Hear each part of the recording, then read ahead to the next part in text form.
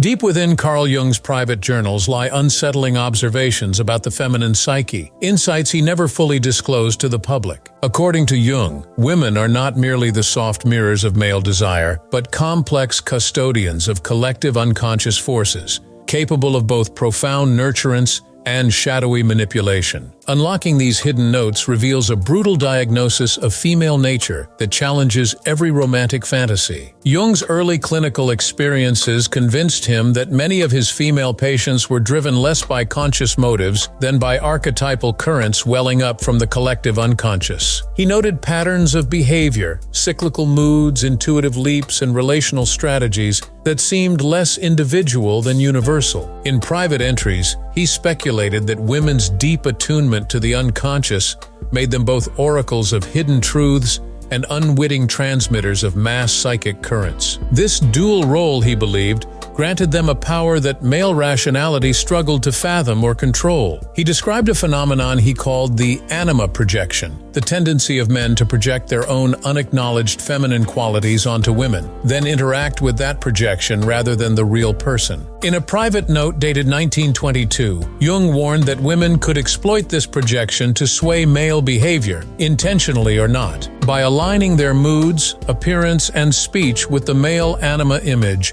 women could steer men toward decisions that served the women's will or the will of the unconscious collective. Jung's tone in these passages grows almost conspiratorial. He saw female nature as a nexus of psychological power that remained largely invisible to men who mistook projection for authentic attraction. Beyond projection, Jung observed that women often serve as incubators for the unconscious shadow. He wrote of shadow transfer in a personal letter. When a woman refuses to integrate her own darker impulses, anger, envy, ambition, she projects them onto her partner or children, igniting conflict and confusion. This process, he noted clinically, could dismantle the most stable relationships. In one case study, a patient recounted recurring episodes of rage she could not explain, only to discover that her suppressed professional envy toward her husband's success had been leaking into every household dispute. Jung's private notes also reveal his belief that women possess an instinctual link to the collective unconscious archetype of the Great Mother, an image that encompasses fertility, nurturance, and destructive reclamation of all life. He argued that when this archetype is unbalanced, it manifests as smothering control or vengeful withdrawal. In one dream series he recorded, a female patient envisioned a colossal maternal figure whose embrace both comforted and crushed her. Jung interpreted this vision as evidence that untamed maternal archetypes could both nourish and annihilate the individual psyche. In public lectures, Jung toned down these darker assessments, emphasizing instead the redemptive potential of integrating both anima and shadow. Yet, his private diaries paint a grimmer picture. Female nature, he feared, could conspire with the unconscious to undermine male individuation. He warned younger analysts in confidential notes to maintain rigorous boundaries, lest they be drawn into female patients' complex emotional fields and lose their clinical objectivity. Jung's critique extends to social dynamics. He suspected that women's collective psychic sensitivities made them adept at sensing and amplifying cultural anxieties. He speculated that women's salons and informal networks functioned as underground webs of emotional transmission,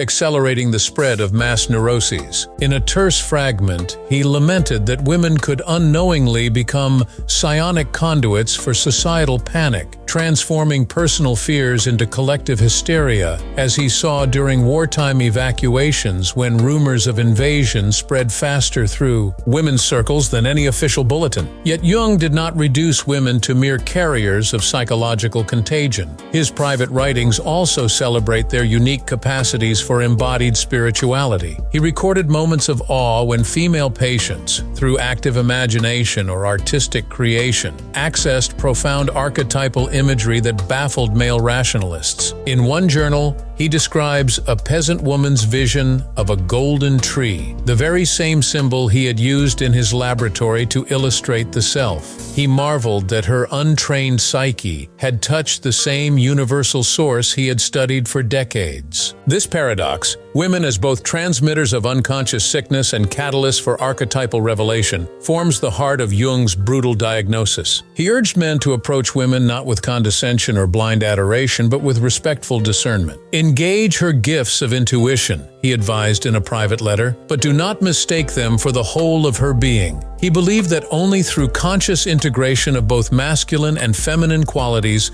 could individuals withstand the pull of collective shadows and harness the generative power of shared archetypes. Perhaps most controversially, Jung speculated in a 1930 diary entry that modern feminism's push for equality risked neglecting the vital differences he perceived between the sexes. He warned that in a rush to dismantle patriarchal constraints, society might inadvertently sever the feminine tether to the collective psyche, thereby destabilizing the cultural anima and triggering unforeseen psychological crises. These lines, scrubbed from his published works, reveal Jung's deep unease with social engineering that ignored the unconscious dimensions of gender. Reading Jung's private notes on female nature forces us to confront uncomfortable questions. Are we, as individuals and as a culture, underestimating the depth of the unconscious forces women both channel and embody? Do we honor their capacity for intuitive knowing without succumbing to emotional manipulation? And above all, can we engage with the feminine psyche without projecting our own shadows onto it? Jung's brutal diagnosis remains as relevant today as it was a century ago. In an era of digital echo chambers and emotional virality, the archetypal dynamics he described have found new arenas. Women's voices can now spark global movements, or digital mobs,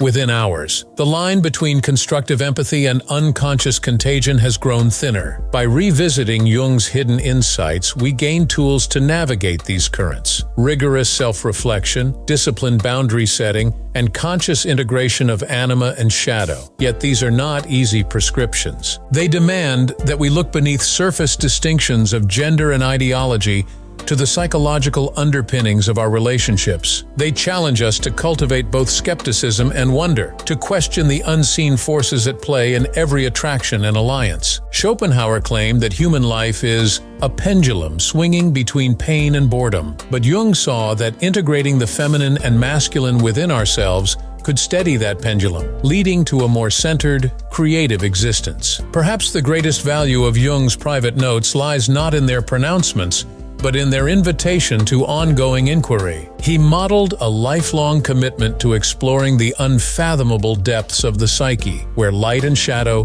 creation and destruction flow together in a single living current. To engage with his brutal diagnosis of female nature is to join him in that exploration, acknowledging both the perils and the profound potentials that lie buried in the unconscious. Building on Jung's concealed revelations about the feminine psyche, we must now explore the manifold ways his brutal diagnosis ripples through our modern world, affecting not just individual relationships, but the very fabric of culture, art, and collective identity. In doing so, we uncover not only the shadows Jung observed, but also the paths he hinted at for integrating those shadows into a more conscious, balanced life. Jung believed that archetypes, universal psychic images, reside in a realm he called the collective unconscious. Among these, the anima in men and animus in women serve as bridges between the personal and the transpersonal psyche. In private notes, Jung admitted surprise at how vividly these archetypes could manifest in female patients,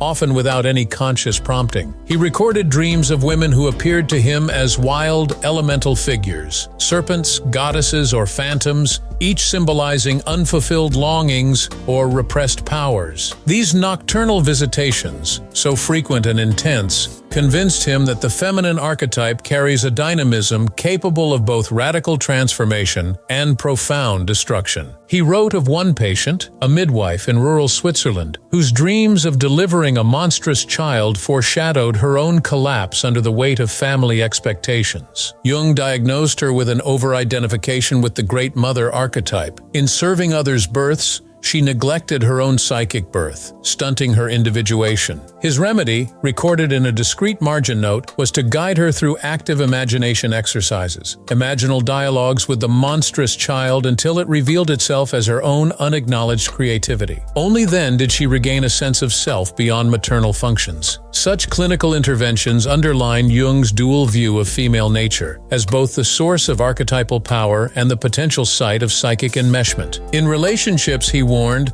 a woman's projection of her animus can ensnare a man into roles he does not wish to play. A business executive, for example, may find himself chased by a spouse who unconsciously demands he fulfill her vision of the heroic provider, an animus projection drawn from collective myths of the king or warrior. The moment his real ambitions shift toward artistry, say, or philanthropy, the relationship fractures because she feels abandoned not by the man, but by the archetype she invested in him. Jung's buried counsel was clear. Partners must recognize the difference between each other's authentic selves and the archetypal images they co-create. Beyond the consulting room, Jung saw cultural institutions as vast stages on which the feminine archetype performs its greatest dramas. He remarked in a private letter on how women's magazines, television dramas, and social media echo the great mother narrative, emphasizing beauty, romance, and family above all. While these narratives can nurture connection and community, they also perpetuate a one-dimensional view of female worth tied to appearance and relational status. Jung feared such narrow scripts energize the collective will, compelling millions to conform and thus stifling the individuation process he held dear. Yet Jung did not advocate for erasing femininity, but for enriching it. He believed that modern women could reclaim the fuller spectrum of the divine feminine by embracing artistry, intellectual inquiry, and ritual. He admired women who studied mythology, created personal mandalas, or practiced dream journaling, techniques that,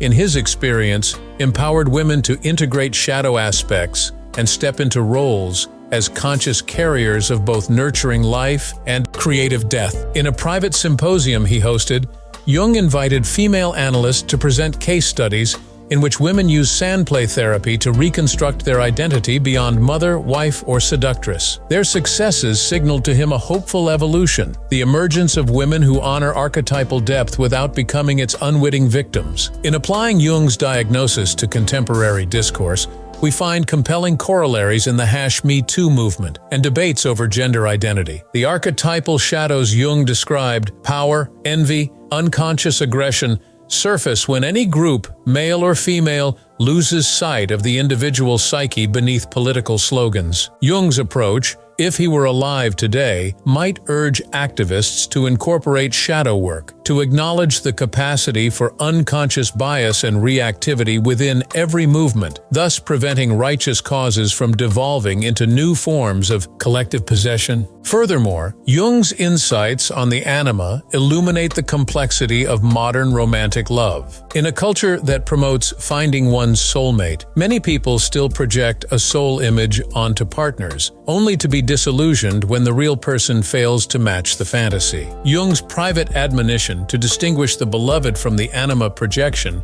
remains vital. He recommended a practice of reality testing in relationships, pausing when infatuation surges, listing concrete qualities of the partner, and comparing them to the images conjured by fantasy. This exercise, he noted, can reveal discrepancies that, when addressed consciously, deepen intimacy rather than derail it. Art and literature, Jung believed, provide a mirror for these processes. He cited writers such as Goethe and Dostoevsky, whose heroines embody both divine nurturing and existential anguish, as dramatizing the dual nature of female archetypes. Contemporary filmmakers, too, capture this complexity. P.T. Anderson's women in There Will Be Blood or Greta Gerwig's characters in Lady Bird oscillate between gratitude and rebellion, illustrating the tension Jung saw between social roles and individuation. By engaging with such works, Jung thought, audiences could gain vicarious insight into their own unconscious patterns. On the path of personal growth, Jung advocated a disciplined regimen, daily dream recording, weekly active imagination sessions,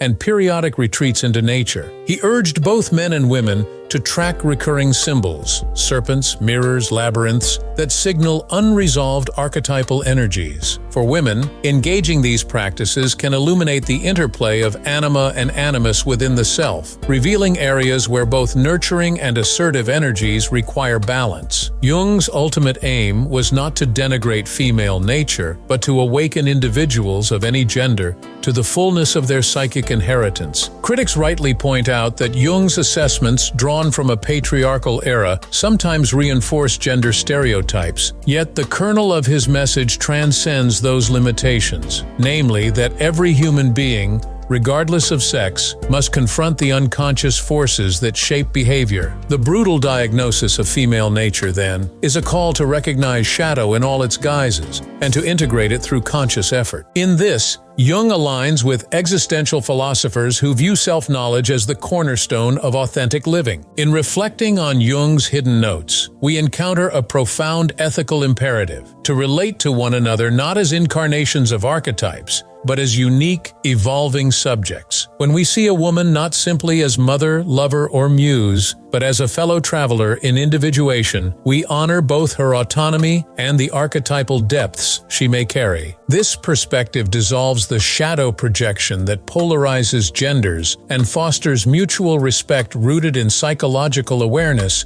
rather than social convention. As Jung himself wrote in a now famous entry, only those who dare to listen to the darkness within can truly appreciate the light. By engaging with his private diagnosis, uncomfortable though it may be, we position ourselves to glimpse both the shadow and the spark of genius in the feminine. In doing so, we uphold Jung's lifelong vision that human wholeness emerges when we bring unconscious forces into the light of conscious choice.